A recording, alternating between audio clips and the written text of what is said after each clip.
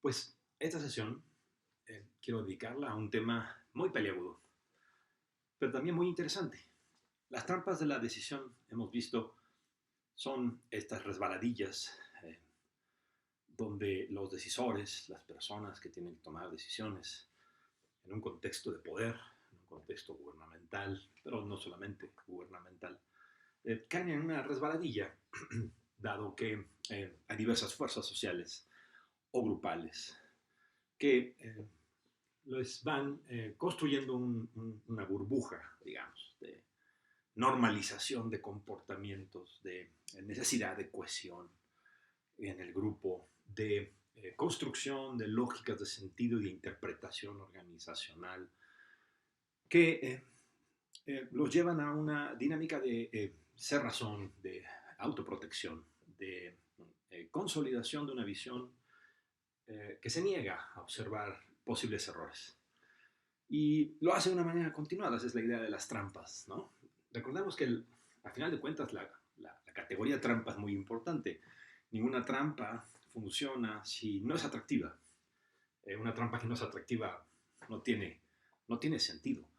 Las trampas son atractivas y se caen en las trampas justamente porque hay lógicas seductoras, digamos, o positivas, o eh, pretendidamente racionales que hacen que no parezcan ser una trampa. En el caso del groupthink, por ejemplo, la cohesión y la pertenencia, pues esa es lo que gusta, la parte atractiva que hace que el groupthink sea una trampa. O la necesidad de comunicación y comprensión, de racionalidad, que implica la interacción entre seres humanos, es una trampa de sentido. O la trampa de una sobreracionalización a partir de la enorme conexión y de tejido que genera un sistema complejo como en los accidentes normales. Y en el caso de la política que hemos visto con Scott, los gobiernos campeones, digamos, o que se creen campeones, o con Tuchman, en donde el hecho de tener poder, de tener y ofrecer esta capacidad de acción y de transformación de la realidad, construye entonces una trampa también en el sentido de omnipotencia, de gran valía, porque soy un decisor que transforma la realidad a partir de ideas novedosas y de innovación. Al final de cuentas, se eligen políticas y políticos, en parte pues porque son capaces de ofrecer nuevas soluciones a nuevos problemas y toman riesgos. Bueno, entonces la trampa tiene que ser atractiva. Para ser trampa, si no es atractiva, no funciona. Eh, ¿Qué sucede cuando nos bajamos a un nivel individual? Ese es el asunto del UX. La trampa en la mente de las personas que tienen poder. Y es un tema paliagudo porque tenemos que hablar entonces de cuestiones como salud mental o desórdenes de personalidad. Y evidentemente aquí nos metemos todavía más en un terreno resbaladizo donde combinamos política, que ya lo hemos hecho, pero ahora la combinamos con psicología, con una lógica mental de las personas, en específico, ¿no? La trampa mental de Lubris, que significa el exceso de orgullo y cómo eso puede construir en efecto una trampa en el estricto sentido que la estamos usando aquí. Una trampa que ciega, pero al mismo tiempo es una trampa que atrae. Veamos entonces el Ubris.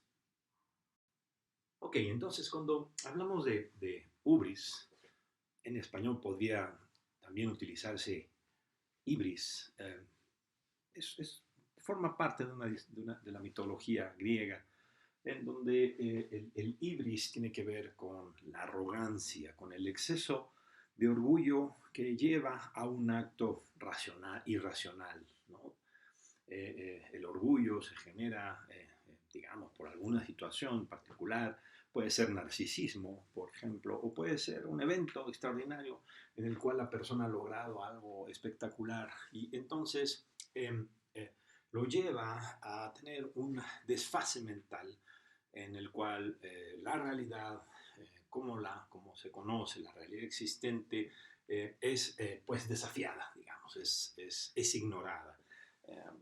la persona puede llegar a perder tal sentido de las circunstancias que considera que la realidad no le es un estorbo y esa lógica de desafiar a la realidad, pero también de ignorarla en algún momento, fortalece en un círculo vicioso una creencia de superioridad que a final de cuentas pues lleva a que ese exceso de orgullo pues lleve a la lógica irracional, ¿no? Es decir, el hubris es todo un círculo, ¿no? Una persona con un cierto poder que logra algo espectacular, genera entonces un gran orgullo, se considera una persona excepcional o diferente en todos sentidos, y entonces ello implica que la realidad es maleable, es modificable, y que, no sé, por el simple hecho de estar tener una ideología, por ejemplo, se está del lado correcto de la historia, y entonces la realidad va a acabar doblándose a los propios deseos de la persona que lleva este exceso de orgullo a un nivel de creencia en la superioridad, lo cual, cuando eso sucede, entonces el hubris domina, ¿no? Y ahí está la trampa.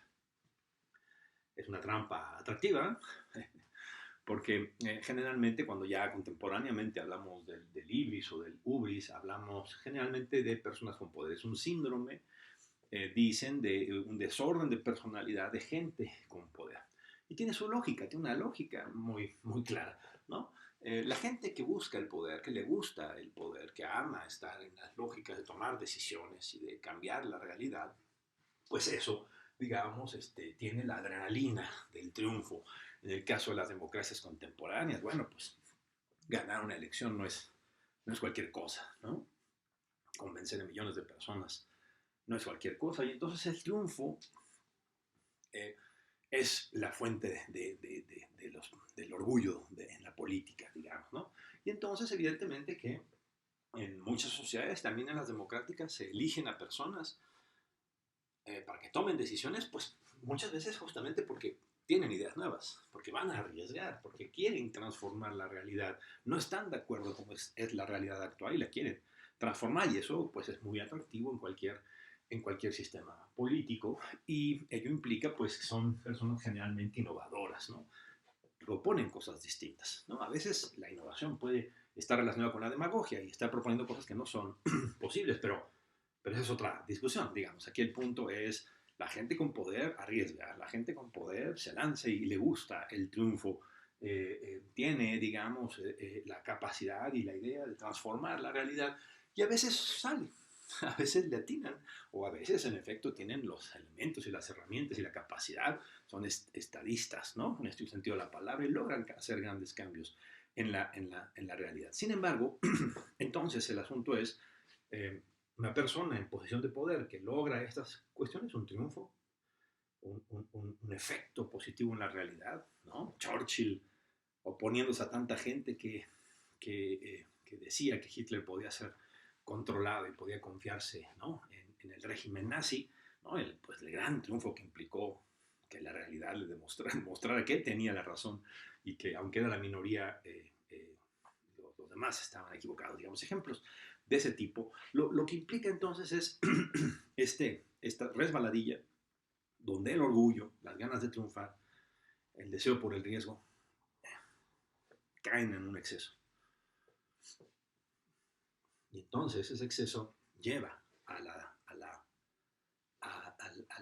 dilema mental de desvincularse de la realidad y comenzar a tomar decisiones a partir de esa fuerza, de ese triunfo, de ese riesgo, de esa innovación, pero desconectado de la realidad. Y ahí está el hubris o libris. En la psicología contemporánea todavía hay un gran debate respecto de dónde está y qué es exactamente. Algunos dicen es un desorden de personalidad. Otros le añaden, no es solamente un desorden de personalidad, también es un asunto eh, de un síndrome, no es algo que no es una enfermedad mental, habría que tener cuidado con las palabras, ¿no? Este sentido de la palabra es un síndrome que implica varias características, varios elementos que se combinan para generar este desorden de personalidad. Y decía yo que es un tema peliagudo, ustedes ya lo estarán imaginando, porque pues aquí estaríamos haciéndonos una pregunta, ¿no? ¿Qué es lo normal en la salud mental? Y peor, si las democracias y las sociedades democráticas deberían de tener algunos mecanismos para evaluar la salud mental de sus gobernantes para evitar que caigan en el hubris. En los estudios de hubris, por ejemplo, son muy interesantes. En algunos momentos se ha planteado y se han hecho estudios respecto de, por ejemplo, Churchill pudo haber sufrido de hubris en algún momento posterior a la Segunda Guerra Mundial, Margaret Thatcher, George W. Bush, por ejemplo, ¿no? Entonces hay estudios muy interesantes que han tratado de identificar, pero sin embargo, pues evidentemente es un tema paliagudo, ¿no? No es algo que se identifique con un test o con, con un examen sencillo. ¿Dónde está? Porque justamente lo que hemos visto en toda la discusión es las trampas de la decisión. ¿Dónde está el punto de quiebre cuando se convierte en exceso? Es un tema peliagudo, pero es un tema muy importante. Entonces, el hubris, implica, bueno, pues eso, tener poder en algún sentido, ¿no? Se tiene la capacidad, los elementos, los recursos, la legitimidad para transformar la realidad. Transformar la realidad. La esencia, en parte de la política, pues es no estar de acuerdo con el status quo de la realidad y tratar de cambiarla, ¿no? A veces cambiarla incrementalmente, a veces transformarla radicalmente, lo cual es más riesgo. En todo caso es un riesgo, ¿no? Y si se logra algo, si se tiene la capacidad o la suerte o la fortuna, pues se logran esos triunfos. Sí, inevitablemente somos seres humanos, ¿no? Los políticos, las políticas son seres humanos, como cualquier persona, y pues ya tiene una lógica de personalidad particular para lanzarse al poder, lo vamos a ver un poco después, y evidentemente el orgullo, el aplauso, el cariño, ¿no? El sentirse poderoso, y entonces eso forma parte natural o lógica de la realidad. Aquí pongo la palabra realidad como borrosa, como que ahí está, pero al final de cuentas hacer política es intentar transformar esa realidad. A veces a través de sueños, ¿no? A través de ideologías, de ilusiones. ¿Quién tiene una perspectiva perfecta de la realidad? ¿No? Evidentemente nada, ¿no? Kant y los psicólogos están de acuerdo perfectamente en que vemos la realidad intermediada por nuestros sentidos, por nuestras emociones, por nuestros traumas, por nuestras historias. Y entonces, bueno, esta cuestión, digamos, el intentar cambiar la realidad, tomar riesgos, pues en cierto sentido implica tener borrosa la realidad, como cualquier ser humano, pero cuando se cae un exceso de orgullo, entonces esa realidad es borrosa adrede. Ahí está la trampa, ¿no? Se crean mecanismos mentales que pues hacen todavía más oscura a esta realidad. Se difumina esa realidad a través de diversos mecanismos y es un poco la idea de los elementos o mecanismos que forman parte del síndrome de hubris. Son un montón, son 14, ¿no? Entonces, algunos estudiosos dicen que 3 o 4 características de estas son suficientes para decir que alguien sufre del síndrome de hubris de las 14, ¿no? Narcisismo, evidentemente, bueno, pues eso es más o menos inevitable, ¿no? Pero claro, el narcisismo ya como un problema mental, ¿no? Cuando se desprende, la persona narcisista se desprende de las problemáticas prácticas porque está ensimismado con su imagen, está ensimismado con su invulnerabilidad, su infalibilidad, ¿no? Claro, el problema es que esta visión narcisista de poder y de gloria puede llevar a una propensión a la acción como lucimiento. Es decir, hay que estar haciendo algo y ese algo es para seguir alimentando el ego, para seguir alimentando la imagen, no necesariamente porque se esté transformando a la realidad, sino porque hay que mantener sistemáticamente a las personas atentas, ¿no? Hay que estar haciendo algo, diciendo alguna payasada, ¿no? Como en algunos gobernantes hemos visto, o estar todo el tiempo en la palestra, ¿no? Como también lo estamos viendo en el caso mexicano, todo el tiempo en una palestra, porque eso da la impresión de que se está haciendo algo, pero en realidad no se está haciendo mucho. Es una lógica de lucimiento en el caso de ser esta una característica que a la persona le está sucediendo mentalmente, ¿no? Entonces la imagen puede ser muy importante, ¿no? Trump, pues claramente tenía una obsesión por cómo era su imagen de potente, de agresivo, ¿no? de que podía poner lo que él quisiera y lo que él deseara sin que nadie se opusiera, como en aquella frase horrible que podía matar a gente en Nueva York y no lo iban a acusar a nada, ¿no? El discurso mesiánico, la cuarta, ¿no? Hay un destino, hay una transformación que hay que lograr, eso ya viene en la historia, viene, ¿no? Está tejido en la historia. Y entonces hay una idea de predestinación, de que la historia ahí está y es uno un actor de esa historia. El Estado soy yo, pues evidentemente, ¿no? Yo sin mí no habría mucho que hacer. El 6, el uso del majestático, ¿no? Comienza a desprenderse, ¿no? La persona de sí misma y entonces se habla de sí misma en tercera persona, lo cual pues, ya implica justamente cuando es muy seguido y cuando ya es una manía, pues ya es un desprendimiento justamente de la realidad, ¿no? Que esa es la clave de esta trampa.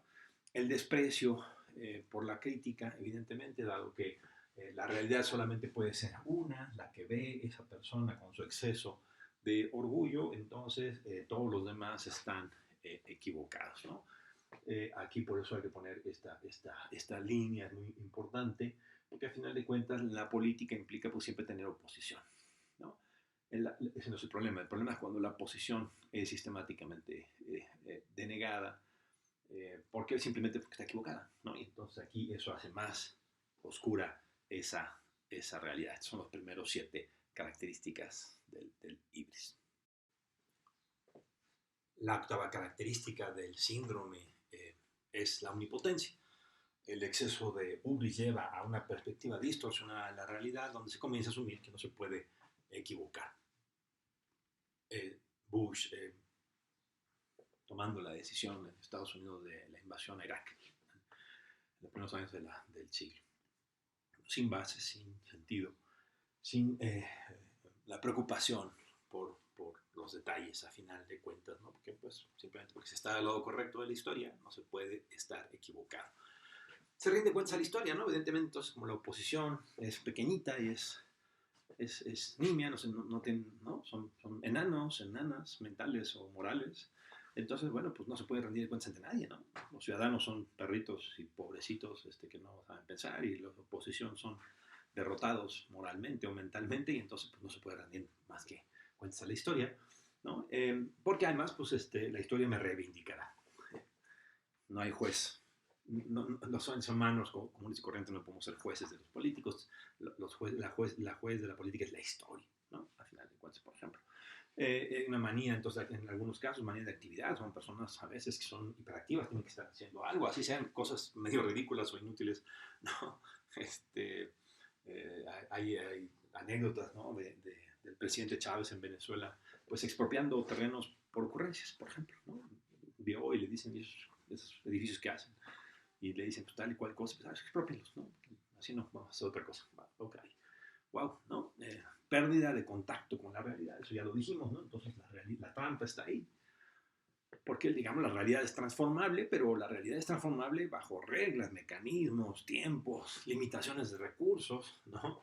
Y cuando se piensa que, pues eso, la historia está detrás de uno, pues entonces los detalles de cómo la realidad va a ser transformada, pues, y las consecuencias, por ejemplo, las consecuencias no deseadas de la acción, pues no importan. Entonces pierde contacto con la realidad y se genera un círculo vicioso porque, bueno, por ejemplo, aquí se puede sumar a los psicofantes, ¿no? A los aduladores y aduladoras que están alrededor de esta persona con ubris que no le dicen la verdad o que reproducen un groupthink esta misma visión distorsionada de la realidad, entonces pierde un contacto. Esa superioridad moral entonces termina obviando, ¿no? Probablemente es una raya adicional, ¿no? Obvia los costos, las consecuencias.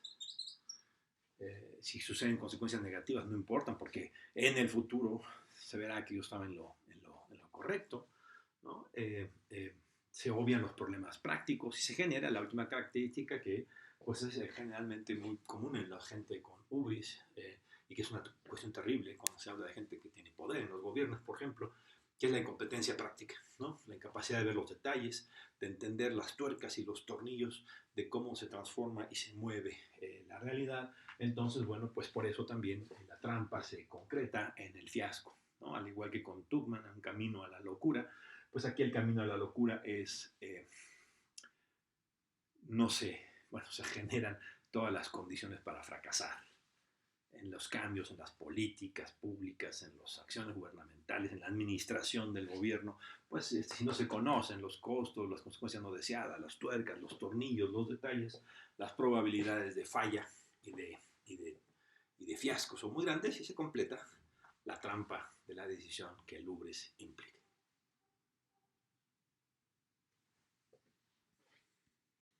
Es claro que nosotros aquí estamos simplificando bastante y caricaturizando, eso lo vamos a desarrollar un poco más adelante, porque cuando hablamos de desórdenes de personalidad, no se tienen reglas perfectas, ¿no? Estamos hablando de seres humanos concretos a final de cuentas y claro, por eso se ha transformado en esta idea de la salud mental o de la, pues no sé, la locura, en temas, en cuestiones mucho más específicas que se puedan analizar parte por parte en el tiempo, ¿no? Entonces, desórdenes de personalidad es una manera mucho más sólida, digamos, científicamente hablando, para entender las variaciones, la construcción, digamos, como en ciertas condiciones, con ciertos elementos de personalidad y de historia y en circunstancias particulares, las personas podemos caer en estos desórdenes y tener estos desórdenes, ¿no? Eh, el desorden de personalidad que implica el ibris o el hubris probablemente es una combinación de otros desórdenes ya bastante más estudiados en la psicología y en las ciencias neurológicas, ¿no? El desorden de personalidad narcisista, ¿no?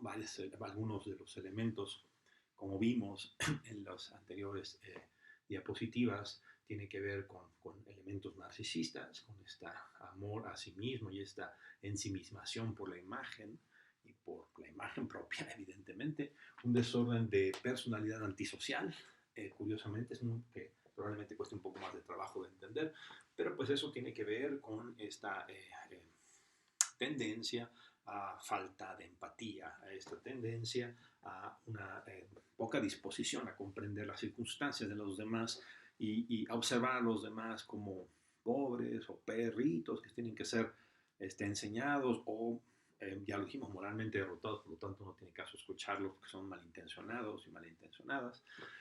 Y el desorden de personalidad histriónico, que es esta tendencia a la atención. Yo necesito atención, ¿no? Y esa atención implica que yo tengo que estar haciendo cosas para que reciba esa atención porque me hace falta, sufro si yo no tengo esa atención y por eso se llama desorden de personalidad histriónico. Como en la diapositiva se puede observar, el desorden de personalidad que el hubris implica tiene varios elementos compartidos con estos desórdenes. En este caso estamos hablando de personas con poder, en realidad, particularmente, y por ello es que algunos dicen, algunos autores, de los elementos de las características en el síndrome son exclusivas del hibris, ¿no?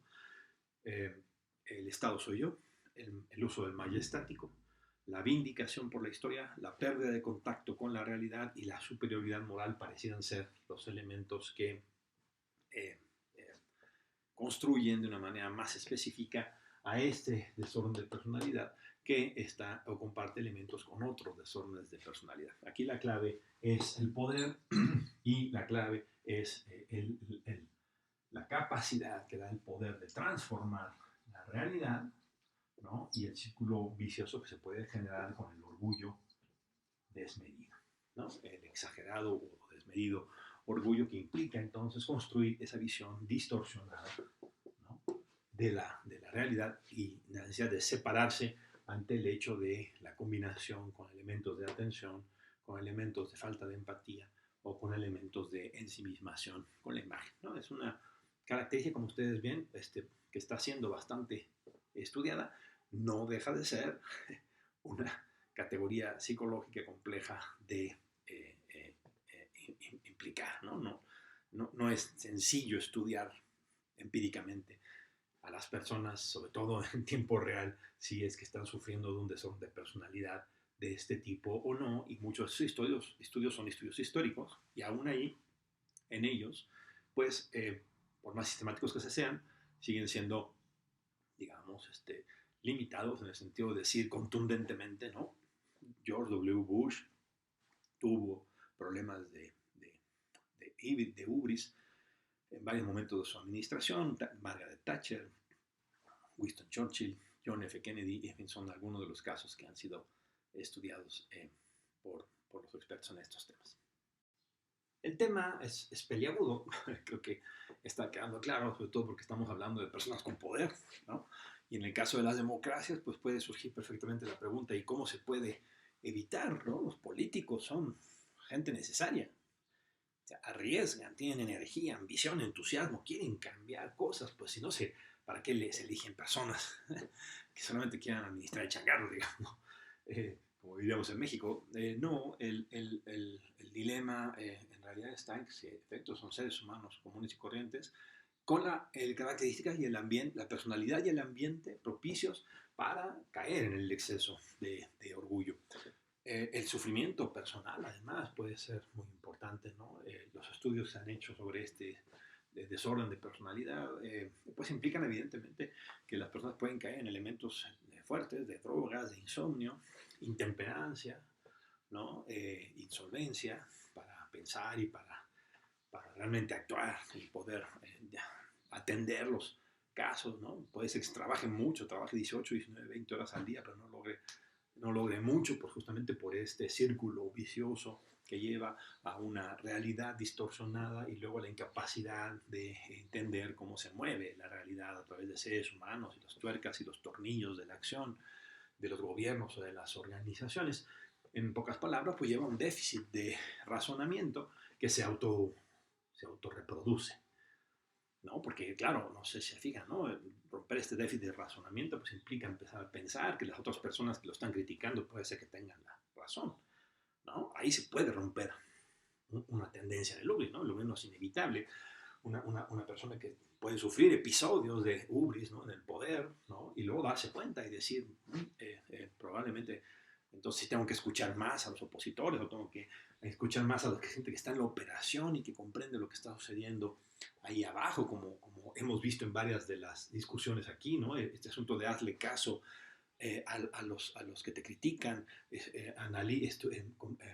utiliza, aprende de los expertos y las expertas, toma lo que te están diciendo los operadores, los que están allá abajo, arremangados en la problemática, pues lo hemos visto en Tugman, lo vimos en Scott, lo vimos en SenseMake, lo vimos con Janis en GroupThink, pues aquí aparece una explicación también muy relacionada a psicológica, ¿no? Es un déficit de razonamiento el que se genera. Bueno, enfrentarlo, pues eso es difícil. La siguiente pregunta es: ¿qué hacen las sociedades democráticas, por ejemplo, ¿no? Algunos dicen, bueno, pues justamente para eso están los pesos y contrapesos. Quien comprende la democracia comprende que el poder está atomizado, dividido y contrapuesto, ¿no?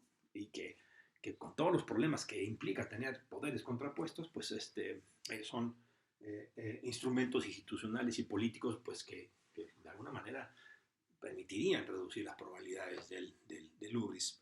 Parece ser que muchas veces esto no es suficiente y eso es algo que implica probablemente comprender un poco más a fondo el dilema social, humano y político que implica la trampa de la decisión que aquí vemos como el ubris.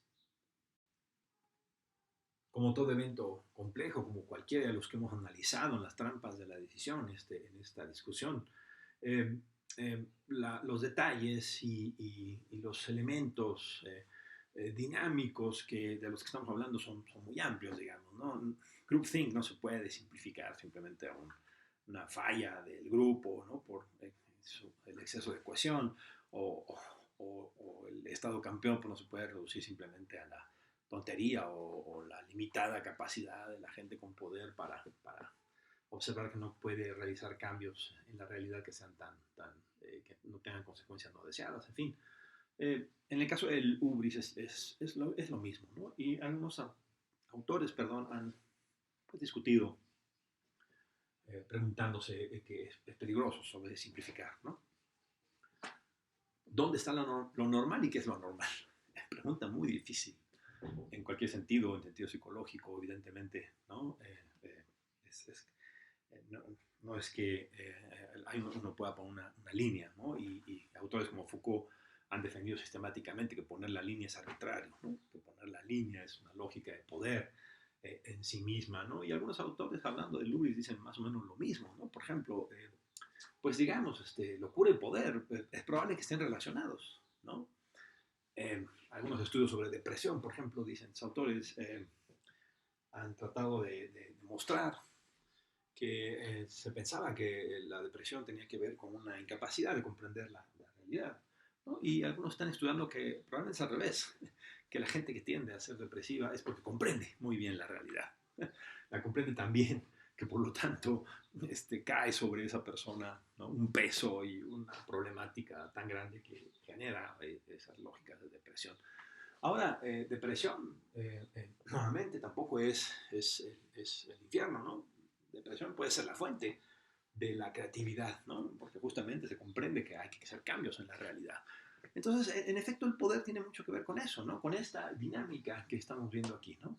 Eh, Poder implica tomar riesgo, implica ver un mundo distinto, tratar de imaginarlo y luego tener la energía y el deseo y pues la capacidad narcisista de pensar que uno puede cambiar la realidad para mejorarla, generando innovaciones, ¿no? Que pues eso, son una innovación siempre será algo nuevo, está irrumpiendo sobre el status quo, puede ser que falle, puede ser que genere un error, y entonces el equilibrio tiene que ver con, por ejemplo, pues el realismo. Claro, está muy fácil decirlo en el esquema, pero bueno, pues que ser realista cuando uno quiere innovar o cambiar o transformar la realidad, pues uno tiene que estar tocando la realidad, uno tiene que estar hablando con los operadores, con los expertos, observando los pequeños detalles que están fallando, ¿no? Tiene que haber empatía, pues porque si no, no se puede comprender a los otros, ¿no? Si los otros no están de acuerdo o están viendo una cosa distinta a la que yo estoy planteando, pues a lo mejor no necesariamente son pusilánimes, a lo mejor sí, pero a lo mejor no son pusilánimes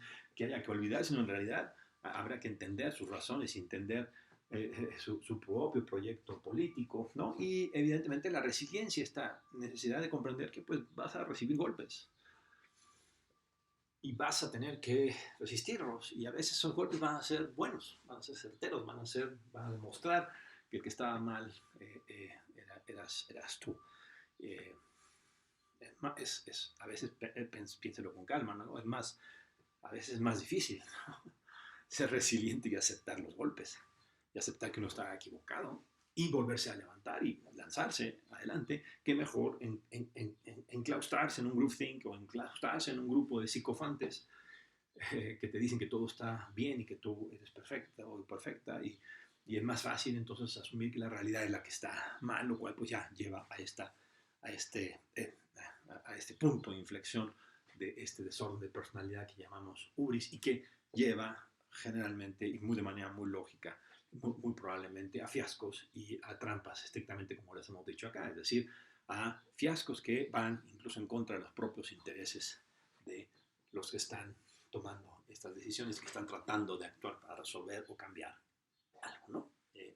Todas las trampas que hemos visto son una paradoja, de alguna manera. Aquí también estamos viendo exactamente la misma lógica, ¿no? La trampa es atractiva y luego la trampa implica una paradoja, en este caso, digamos, ¿no? Esta dinámica compleja entre ser lo suficientemente loco para querer cambiar la realidad y ser lo suficientemente cuerdo para saber los límites de ello y resistir para que ese cambio difícil, esa innovación que se ha pensado, pues pueda tener alguna probabilidad de éxito.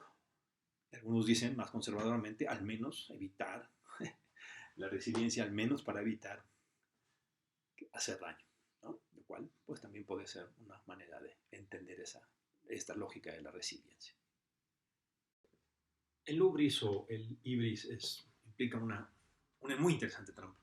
Es una trampa que está, digamos, dentro de nosotros mismos.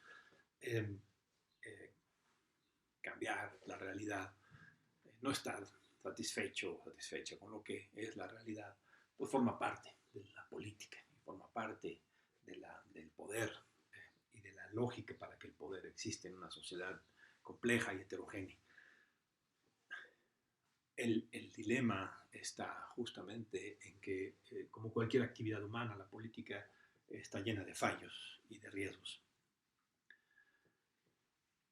Además, fallos y riesgos cometidos por personas de carne y hueso, ¿no? Personas propensas a tener eh, episodios depresivos, a caer en desórdenes de personalidad como la ciclotimia, ¿no? Ciclos de actividad y pasividad, porque pues, evidentemente la realidad cambia y da golpes y las crisis suceden y se tiene que responder ante ellas, o que implica, pues, ante la incertidumbre, caer en ciclos de hipertimia, ¿no? De gran actividad, sin ton ni son, ¿no? Una energía desbordada que sustituye la razón, que sustituye, la cuestión es esa, ¿no? Sustituye la razón, sustituye no solamente la lógica de cálculo, digamos, para entender una razón de una manera muy acotada, sino también la lógica de paciencia, de escuchar,